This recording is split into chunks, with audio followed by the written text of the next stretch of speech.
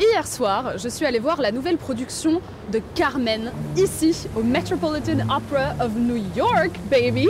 Du coup, je me suis dit que c'était l'occasion de vous parler du féminicide le plus célèbre de toute l'histoire de l'opéra.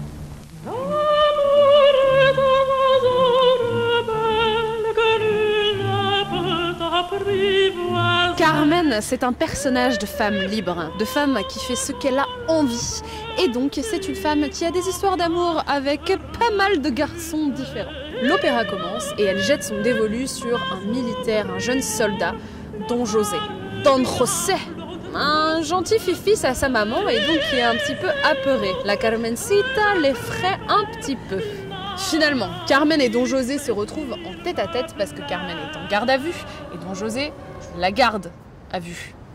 Et là, grande scène de séduction. Carmen arrive à non seulement faire en sorte que Don José tombe amoureux d'elle, mais en plus de ça, qu'il la libère. Et il se fait emprisonner à sa place pour trahison.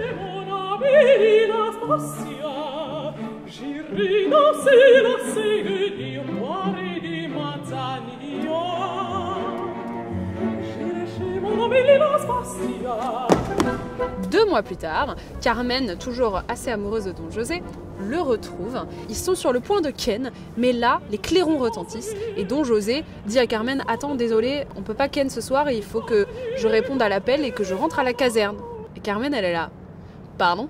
Je crois que t'as pas très bien compris, mon ami, avec qui t'étais en train de batifoler. C'est soit tu restes avec moi, soit toi et moi, c'est terminé. » Don José, complètement séduit par Carmen, décide donc de devenir hors-la-loi et la suit dans la montagne avec ses potes contrebandiers. Malheureusement pour lui, dans la montagne, Don José reçoit deux mauvaises nouvelles. La première, sous forme de Micaela, ils viennent du même village et elle arrive pour dire à Don José que malheureusement sa mère est en train de décéder. Deuxième mauvaise nouvelle pour Don José, c'est que Escamillo, le toréador le plus sexy de la région, débarque dans la montagne pour inviter Carmen aux arènes de Séville pour aller le voir tuer des petits taureaux. Et que Carmen, bon, elle dit pas non. Don José, absolument jaloux, se met à se combattre, à bagarrer avec Escamillo. Et Carmen se retrouve forcée d'interrompre le combat et elle lui dit « Tu ferais mieux de rentrer chez ta maman, mon ami, tu me saoules !» Donc Don José rentre chez lui, mais il n'est pas content. Les semaines passent et la dernière scène de l'opéra se passe devant les arènes de Séville. Et Carmen est maintenant la chérie de Escamillo.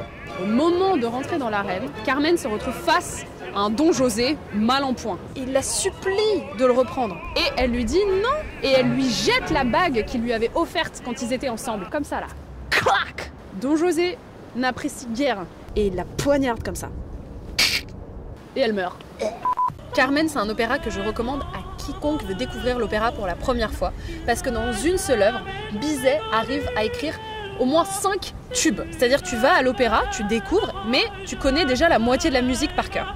Donc si vous avez l'occasion, il passe à Bordeaux fin janvier, à l'Opéra d'Avignon en février et dans tous les cinémas le 27 janvier. C'est la retransmission en live de la production du Met. Donc vous pouvez voir la production que moi j'ai vue et que je vous recommande à 1000%.